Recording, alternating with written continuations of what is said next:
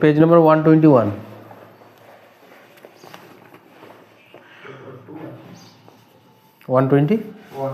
121 the bet. আচ্ছা, একটা নতুন গল্প পড়বো, ঠিক আছে? সেটার নাম হচ্ছে বেট। বেট মানে জানো তোমরা? বেট মানে হচ্ছে বাজি। বাজি যেটা মানে আমরা বেট করি না, যে তুমি যদি এটা পারো তাহলে তোমাকে এর বদলে এই পুরস্কার দেওয়া হবে, বা এটা বেট, ঠিক আছে? আমি এটা বলছি, তুমি ওটা বলছো, এই যে একটা বেট মানে রাখা, ঠিক আছে? তো সেইটাই হচ্ছে আজকের গল্পের মানে নাম, শিরোনাম আর কি, টাইটেল। লেখক লিখেছেন হচ্ছে আন্তন চেকভ। আন্তন চেকভ, ঠিক আছে? তাহলে আমরা অ্যাবাউট দ্য অথার সম্পর্কে জানবো, অর্থাৎ লেখক সম্পর্কে জানবো, তিনি কে ছিলেন, কী ছিলেন, ঠিক আছে? তো দেখো, আন্তন চেকভ 1860-1904, মানে আন্তন চেকভ 1860 থেকে 1904 was a Russian playwright and short story writer. Was a Russian, তিনি একজন ছিলেন রাশিয়ান, মানে রাশিয়ার নাম শুনেছে তো? রাশিয়া দেশে তিনি একজন প্লে রাইট মানে নাট্যকার, ঠিক আছে? প্লে রাইট মানে হচ্ছে নাট্যকার, অ্যান্ড শর্ট স্টোরি রাইটার, এবং একজন ছোট গল্পের লেখক। Consider one of the greatest writers of the late 19 and early 20th centuries, এবং যাকে বিবেচনা করা হয়, কনসিডার্ড মানে হচ্ছে বিবেচনা করা হয়, one of the greatest writers মানে একজন বিখ্যাত লেখকদের মধ্যে একজন বিখ্যাত লেখক, of the late 19th century and early 20th century, অর্থাৎ 19 শতক এবং 20 শতকের বা 20 শতকের একজন বিখ্যাত লেখক হিসাবে তাকে ধরা হয়। His works are known for their subtle character development, এবং তার যে কাজগুলো ছিল বা তার যে লেখনীগুলো ছিল, তিনি তাদের মধ্যে বেশি পরিচিত ছিলেন সাটেল ক্যারেক্টার ডেভেলপমেন্ট, অর্থাৎ চরিত্রগুলোকে কীভাবে উন্নত করা যায়, অ্যান্ড পোয়েগনেন্ট অবজারভেশন, এবং তার যে তীক্ষ্ণ দৃষ্টিভঙ্গি, অবজারভেশন মানে দৃষ্টিভঙ্গি, দেখার যে ক্ষমতা, অবজারভেশন সেটাকে বলছি, আর পোয়েগনেন্ট মানে তীক্ষ্ণ, অফ হিউম্যান নেচার, অর্থাৎ মানুষের একদম অন্তরের দিক থেকে মানুষের তিনি নেচারগুলোকে, বা একটা মানুষের জীবনে কী ঘটছে না ঘটছে সেটা তিনি একদম ভালোভাবে দেখতেন বা উপলব্ধি করতে পারতেন। And a blend of humour and melancholy, এবং যার মধ্যে থাকতো কি ব্লেন্ড মানে হচ্ছে মিশ্রণ, আমরা বলি না ব্লেন্ডার, হ্যাঁ, ব্লেন্ডার বা মিক্সচার মেশিন ব্লেন্ডার বলা হয়। তো ব্লেন্ডার অফ হিউম্যার অ্যান্ড মেলানকলি, যেটাতে তোমার হাস্যরস, হিউম্যার মানে হচ্ছে হাস্যরস, কৌতুক, যেটা হাস্যরস কৌতুক। আর কি বলছে মেলানকুলি মানে হচ্ছে যে তোমার হচ্ছে শোকাহত, শোক, যেখানে দুঃখ থাকবে আনন্দও থাকবে, সেই ব্যাপারটা বলছে। Chekhov's writings open explored themes of social isolation, এবং চেকভের লেখাগুলোতে মাঝে মধ্যে কী হতো, গবেষণা তিনি করতেন কীভাবে, সোশ্যাল আইসোলেশন অর্থাৎ সামাজিক যে একাকিত্ব, সমাজের দৃষ্টিতে যে একাই রয়েছে, যে মানুষটা একাই রয়েছে। তারপর হচ্ছে ডিসইলিউশনমেন্ট, অর্থাৎ মোহ থেকে যে মুক্তি, ইলিউশন মানে হচ্ছে মোহ, আর ডিসইলিউশনমেন্ট মানে মোহ থেকে কীভাবে মুক্তি পাওয়া যাবে। And the complexities of human relationship, এবং মানুষের সম্পর্কে যে জটিলতা রয়েছে, হ্যাঁ, সেগুলো নিয়ে তিনি লিখতেন তার লেখাগুলোর মাধ্যমে। He is a master of the short story form, তাকে বলা হচ্ছে যে একজন, হ্যাঁ, ছোট গল্প লেখার জন্য তিনি একজন হচ্ছে কি মাস্টার, মানে known for his economy of language and ability to create vivid and memorable characters in just a few pages। এবার কি বলছে যে known for his economy of language, মানে তিনি অল্প ভাষা ব্যবহার করতেন, কিন্তু যে ভাষাটা ব্যবহার করতেন তার মধ্যে অনেক কথা বলে দিত। ইকোনমি মানে সমৃদ্ধশালী ভাষা ব্যবহার করতেন।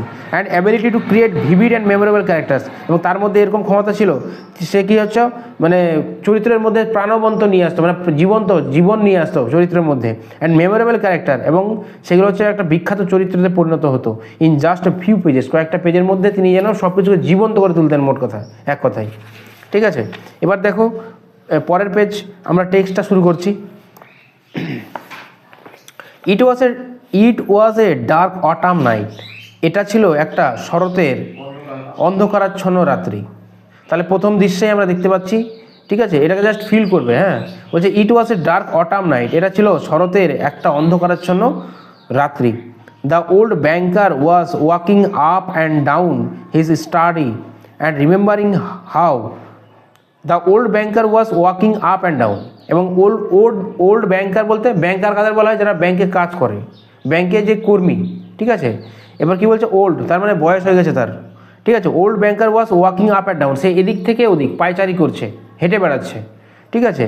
His study and remembering how 15 years before, এবং এই পায়চারি করতে করতে সে কি ভাবছে, মনে করছে যে 15 ইয়ার্স বিফোর, 15 বছর আগে, he had given a party one autumn evening, এই শরতের 15 বছর আগে এক শরতের রাত্রেবেলা বা সন্ধ্যাবেলায় সে একটা পার্টি বা একটা মহাসভার আয়োজন করেছিল, ঠিক আছে। পার্টি মানে যেটা ব্রিটিশ কালচারে হয়, বা আমরা বলি না বার্থডে পার্টি থেকে শুরু করে, বা তোমার হচ্ছে যে হ্যাঁ যেটা তোমার হচ্ছে যে ম্যারেজ সেরেমনি বা এইসব পার্টিগুলো, এবং পার্টিতে তো বিভিন্ন রকম জিনিস থাকে, তাই না। এবার কি বলছে দেখো, there had been many clever man there, সেই পার্টিতে কারা কারা ছিল, বলছে অনেক চালাক মানুষরা ছিল। And there had been, clever মানে চালাক, হ্যাঁ। And there had been interesting conversation, এবং সেখানে মজার মজার কথোপকথন চলছিল।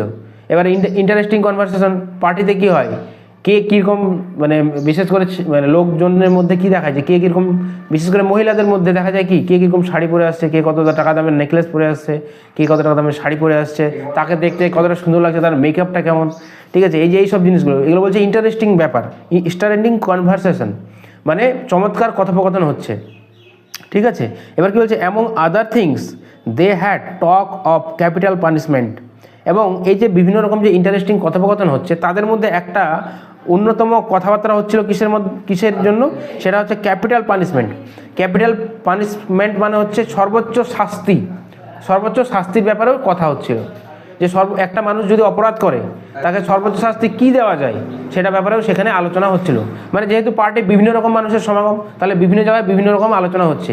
কেউ হয়তো মানুষ দেখছে শুধু, যে ওর ইয়েটা শার্টটা কত দামি, সে কত স্টাইলিশভাবে এসছে, তার চুলটা স্পাইক করা, ঠিক আছে। কেউ আবার হয়তো সোনার দাঁত লাগিয়ে এসছে, হ্যাঁ, কেউ হয়তো পুরো দামি নেকলেস পরে আসছে, কারো দৃষ্টিভঙ্গিতে এটা আছে। কেউ আবার পার্টিতে গেছে খাবারের জন্য, এই আজকে মদ টদ খাওয়া যাবে, মাংস খাওয়া যাবে, ঠিক আছে। আবার কেউ গেছে, মানে বিভিন্ন রকম কথোপকথন হচ্ছে, কেউ বিজনেস নিয়ে কথা বলছে, ঠিক আছে। এবারে ওখানে কি হচ্ছে, যে বলছে যে আবার কারা মানে কিছুজন মানুষ কি করছে, আলোচনা করছে ক্যাপিটাল পানিশমেন্ট, অর্থাৎ সর্বোচ্চ শাস্তি কী হওয়া উচিত, একটা মানুষ যদি অপরাধ করে তাহলে তার সর্বোচ্চ শাস্তি কী হওয়া উচিত সেটা নিয়ে আলোচনা করছে। The majority of the guest, তাদের মধ্যে বেশিরভাগ মানুষজন কি করছে, এবং হুম ওয়ার মেনি জার্নালিস্ট, এবং তাদের মধ্যে বেশিরভাগ ছিল সাংবাদিক। জার্নালিস্ট মানে হচ্ছে সাংবাদিক, তাদের বেশিরভাগ মানুষজনদের মধ্যে বেশিরভাগ মানুষরা ছিল কি, সাংবাদিক। অ্যান্ড ইন্টেলেকচুয়াল ম্যান, এবং বুদ্ধিমান মানুষ, ইন্টেলেকচুয়াল মানে বুদ্ধিমান মানুষ যারা। Disapprove of the death penalty, তারা মৃত্যুদণ্ডকে অমান্য করছে, তার মানে মোট কথা মৃত্যুদণ্ড, মানে এবার যখন আমরা ক্যাপিটাল পানিশমেন্ট সর্বোচ্চ শাস্তি যেটা, সেটা মৃত্যুদণ্ড হতে পারে, ফাঁসি, মৃত্যুদণ্ড। এবার সেসব যারা জার্নালিস্ট আছে বা ইন্টেলেকচুয়াল ম্যান আছে, তারা কি করছে, ডিসঅ্যাপ্রুভ, তারা ওটাকে অ্যাপ্রুভ করছে না, তারা অগ্রাহ্য করছে, অমান্য করছে অফ দ্য ডেথ পেনাল্টি, অর্থাৎ যে মৃত্যুদণ্ড যে সর্বোচ্চ শাস্তি, তারা সেটা বলছে না, মৃত্যুদণ্ড একমাত্র সব সমস্যার সমাধান নয়, বা মৃত্যুদণ্ড আমাদের মতে সর্বোচ্চ শাস্তি হতে পারে না, ঠিক আছে। They consider that from a form of punishment out of date immoral and unsuitable for Christian state, তারা বিবেচনা করছে কি, যে এই যে সময়ের আগে যে পানিশমেন্ট বা একবারে মৃত্যুদণ্ড যেটা, ঠিক আছে, সেটা হচ্ছে অনৈতিক, এবং সেটা হচ্ছে অযাচিত, যেটা খ্রিস্টান স্টেট মানে বেশিরভাগ যে খ্রিস্টান বলতে ব্রিটিশদের কথা বলা হয়েছে, রাশিয়ান যারা খ্রিস্ট ধর্মে দীক্ষিত, সেখানকার বেশিরভাগ রাজ্যে বা সেখানকার বেশিরভাগ প্রদেশে এটা মান্য নয়, সেটা হচ্ছে অগ্রাহ্য বা অমান্য, ঠিক আছে। তারপরে in the opinion of some of them, এবং তাদের মধ্যে কিছু জনের মতামত কি, the death penalty ought to be replace everywhere by imprisonment for life, তাদের মধ্যে কিছু মানুষজন আছে তারা বলছে যে এই যে মৃত্যুদণ্ডটাকে কি করা উচিত, রিপ্লেস করা উচিত, মানে বাতিল করে দেওয়া উচিত, এবং তার বদল সব জায়গাতে, আর কি বলছে, বাই ইমপ্রিজনমেন্ট ফর লাইফ, আর সেটা কি বলছে, সারা জীবন কারাদণ্ড থাকবে, তার মানে সে মৃত্যুদণ্ড বাদ দিয়ে যেন সারা জীবন কারাদণ্ড থাকে, মানে সারা জীবন সে জেলবন্দি থাকবে, হ্যাঁ, মানে বলেন আজীবন বা যাবজ্জীবন জেল, যেটা বলছি আমরা, যেমন বলে না যে তোমার যাবজ্জীবন জেলে কারাদণ্ডিত করা হলো, যখন দেখবা যে সুপ্রিম কোর্টের বিচারপতি ইয়ে করে, তাকে গোটা একদম যাবজ্জীবন কারাদণ্ড যেটা বলছে, যে সে যদি বেশিরভাগ 14-15 বছর, মানে দেখো এবার যাবজ্জীবন ওটা স্বাভাবিকভাবে দেখা হয়, কিন্তু তার যদি তোমার হচ্ছে বেশিরভাগ মানে ইয়েটা হয় আর কি, তোমার ইয়েটা মানে অপরাধটা, তাহলে সেটা তার সারা জীবনের জন্য বহাল থাকতে পারে, ঠিক আছে। যত সম্ভব জানি যে 14-15 বছর যাবজ্জীবন দেয়, তারপর ফাঁসি হলে মারা যায়। না মানে ফাঁসির যে ব্যাপারটা সেটা ব্যাপারটা আলাদা, আর যাবজ্জীবন সেটা ব্যাপারটা আলাদা। এই যে মৃত্যুদণ্ড আর এটা তো এখানে সেটাই বলছে দেখো, ঠিক আছে। বাই ইমপ্রিজনমেন্ট ফর লাইফ মানে বলছে যে মৃত্যুদণ্ডের বদলে আমরা কি করতে পারি, যাবজ্জীবন কারাদণ্ড দিতে পারি। তারপর কি বলছে, I don't agree with you said their host the banker. এবার বলছে না আমি আপনাদের সাথে কি একমত নয়, I don't agree with you, আমি আপনাদের সাথে একমত নয়, said their host the banker.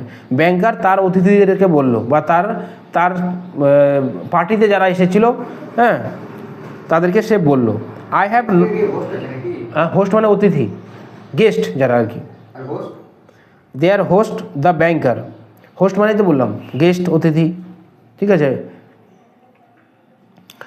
I have not tried either the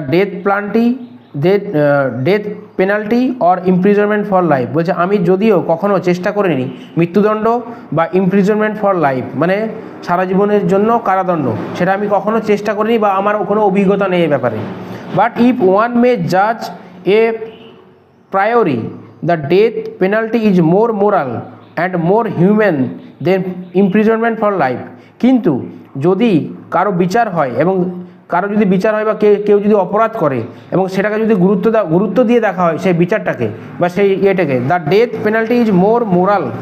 বলছে এই যে মৃত্যুদণ্ডটাই মানে সব থেকে ভালো হবে, মৃত্যুদণ্ডটাই মানে তার থেকে ভালো হবে, মোর হিউম্যান এবং সেটা মানবিক হবে, দ্য ইমপ্রিজনমেন্ট ফর লাইফ হ্যাঁ যন্ত্রণা থেকে, মানে সারা জীবন যে যাবজ্জীবন কারাদণ্ড তার থেকে মনে হয় একবারে মৃত্যুদণ্ডটাই মনে হয় ভালো হবে যদি ভালোভাবে বিচার বিবেচনা করা হয় তাহলে। Capital punishment kills a man at once. বলছে এই যে মৃত্যুদণ্ডটা, যে সর্বোচ্চ মৃত্যুদণ্ড যেটা, সেটা মানুষকে একেবারে মেরে ফেলে দেয়, মানে কিছু সময়ের জন্য, কিছু সময়ের মধ্যে মেরে ফেলে দেয়। But life long imprisonment kills him slowly. কিন্তু যাবজ্জীবন কারাদণ্ড সেই মানুষটাকে ধীরে ধীরে কুড়ে কী করে মেরে ফেলে। Which executioner is more human. এবার কোন এক্সিকিউশনার মানে যারা মৃত্যুদণ্ড দেয়, মৃত্যুদানকারী, জাল্লাদ যেটাকে বলছে। Which executioner is more human. এবার কোন জাল্লাদ সেটা কি হচ্ছে বেশি মানবিক, he who kills you a few minutes. এবার সে কী করবে, সে কিছু সময়ের মধ্যে তোমাকে মেরে ফেলবে, অথবা or he who drag the life out of you in the course of many years, অথবা অনেক বছর ধরে তোমাকে ধীরে ধীরে করে মারবে। এরকম কোন জাল্লাদ হতে পারে, ঠিক আছে। Both are equally immoral. দুটি যেন কি হচ্ছে তোমার ইমোরাল মানে হচ্ছে যে অযৌক্তিক, ঠিক আছে। ইকুয়ালি দুটোই যেন সমানভাবে অযৌক্তিক। Observe one of the guest, একজন গেস্ট সেটা বিচার বিবেচনা করে সে কী করলো বললো, for they both have the same object to take away life. কারণ দুটোতেই তো মানুষের কী করবে, জীবন যাবে। বুঝে যাচ্ছে? তারপর কি বলছে যে, কোথায় গেল লাইনটা, capital punishment kills a man at once. এই লাইনটা হয়েছে কি? আচ্ছা ঠিক আছে। For they both have the same object to take away life. কিন্তু দুটোরই কাজ হচ্ছে কি তার জীবনটাকে ছিনিয়ে নেওয়া। The state is not God. বলছে যে এই রাজ্যই কিন্তু ভগবান না, বা যে শাস্তি দিচ্ছে সেই কিন্তু ভগবান না, ঠিক আছে। It has not the right to take away what it can not restore when it wants to. It has not the right to take away মানে এটা একদম ঠিক না যে এইভাবে what it can not restore when it wants to. মানে এই মৃত্যুদণ্ডটা কেমন ব্যাপার, এটা কিন্তু এরকম ব্যাপার না যে যখন ইচ্ছা তোমাকে মৃত্যুদণ্ড দিয়ে দিলাম আবার তোমাকে জীবন্ত করে দিলাম, মানে তোমার জীবনটা আবার ফিরিয়ে দিলাম, এটা কিন্তু এমন হতে পারে না। কারণ একবার যদি নিয়ে নিই সেটা আর কী করা যাবে না, সেটা আর ফিরিয়ে দেওয়া যাবে না। তুমি যদি চাও তবুও সেটা ফিরিয়ে দেওয়া যাবে না। Among the guest was a young lawyer. এবার গেস্টদের মধ্যে একজন ছিল কি ইয়াং লয়ার মানে হচ্ছে যে অ্যাডভোকেট, উকিল, ঠিক আছে। যে ল নিয়ে পড়ে তাদেরকে আমরা লয়ার বলি, তাই না, বা যে ল নিয়ে গবেষণা করে তাকে আমরা লয়ার বলি। অ্যামং দ্য গেস্ট, সেই গেস্টদের মধ্যে অতিথির মধ্যে একজন লয়ার ছিল, a young man of 5 and 20। তার বয়স সম্ভবত 25 ইয়ার্স, তার মানে 25 বছর বয়স। When he was asked his opinion, যখন সে তার মতামত বলছিল বা সে তার মতামত জানাচ্ছিল, হি সেড, সে বলল, the death sentence and the life sentence are equally immoral. বলছে যে এই যে যাবজ্জীবন কারাদণ্ড এবং মৃত্যুদণ্ড দুটোই কি হচ্ছে অযৌক্তিক ব্যাপার।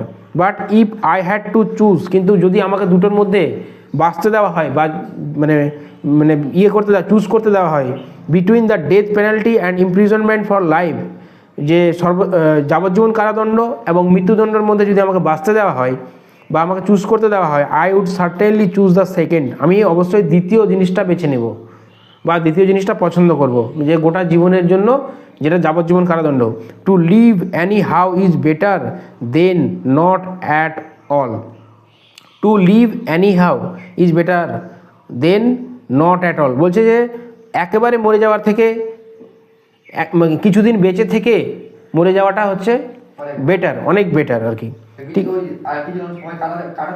হ্যাঁ, কিছু সময় জীবনের সে কাটাতে পারবে, সে সব কিছু উপলব্ধি করতে পারবে। এ লাইভলি ডিসকাশন অ্যারোজ, এবার কি হচ্ছে, এবার সেই আলোচনাটাই যেন জীবন্ত হয়ে উঠলো। The banker who was younger and more nervous in those days was suddenly carried away by excitement. এবার দ্য ব্যাংকার, এবার যেহেতু ব্যাংকারের বাড়িতে এসছে, সেও ছিল ইয়ঙ্গার, সে ছিল ইয়ঙ্গার মানে ছোট বা ইয়ং, যুবক যেটা বলছে। অ্যান্ড মোর নার্ভাস, সেও কি ছিল, হতভম্বিত ছিল, নার্ভাস ছিল। ইন দোজ ডেজ, সেই সব দিনগুলোতে। Was suddenly carried away by excitement, এবার সে হঠাৎ করে কী করলো, সেই জিনিসটা ধরে নিল আনন্দের সাথে সাথে বা উত্তেজনার ইয়ের সাথে সাথে। কারণ কী হয়, মানুষের যখন কী হয়, মানুষের যখন তোমার হচ্ছে যে ইয়ং থাকে, তখন যে কোনো জিনিসকে জেদ, এই ব্যাপারগুলো কিন্তু তার মধ্যে থাকে। সে কিন্তু কোনো কিছু ভাবে না, আগে পিছনে কিচ্ছু ভাবে না, সে শর্ত নিতে হবে, তোমার হচ্ছে যে বেট নিতে হবে, বাজি ধরতে হবে, ধরে নিবে, কিন্তু ভাববে না এটার ফল কী হবে না হবে। তো যখন মানুষ ইয়ং থাকে, ঠিক আছে, তো সেই কথাটা এখানে বলছে। সে এবার কী করলো, সেই জিনিসটা ধরে নিল, তার কথাটা ধরে নিল। এবার কি বলছে, he struck the table with his fist and shouted at the young man. এবার সে তার টেবিলে কী করলো, চাপড়ালো এভাবে করে, হ্যাঁ আপনি কী বলছেন, না পার্টিতে হয় না যে আপনি কী বলছেন। হি স্ট্রাক দ্য টেবিল, সে উইথ হিজ ফিস্ট, তার যে মুঠি দিয়ে, হাতের মুঠি দিয়ে বা হাতের তালু দিয়ে সে কী করলো, টেবিলটাকে চাপড়ালো। And shouted at the young man, সেই যে তোমার লয়ার ছিল, সেই ইয়ং ম্যানটার দিয়ে সে কী করলো, চিৎকার করতে শুরু করলো, বলছে ইটস নট ট্রু, এটা সত্যি নয়।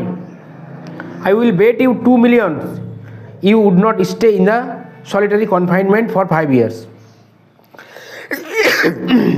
কি বলছে, I will bet you 2 million, বলছে আমি আপনার সাথে বাজি রাখছি। 2 million বলতে তোমার হচ্ছে 1 million মানে কি 10 লক্ষ, আর 2 million মানে 20 লক্ষ, ঠিক আছে। যে I will bet you 2 million you would not stay in solitary confinement for 5 years, বলছে আমি আপনাকে 20 লক্ষ টাকা দিব, 5 বছর আপনাকে একটা একাকী ঘরের মধ্যে থাকতে হবে, আর আপনি যদি থাকতে পারেন তাহলে আপনাকে আমি 20 লক্ষ টাকা দেবো। মানে দেখো, একটা পার্টি, সুন্দর একটা পার্টি হচ্ছিল, ঠিক আছে। এবার সেখান থেকে আস্তে আস্তে পরিবেশটা কেমন ছিল, সেই পরিবেশ থেকে এখন আস্তে আস্তে পরিবেশটা কোন জায়গাতে পৌঁছালো দেখো।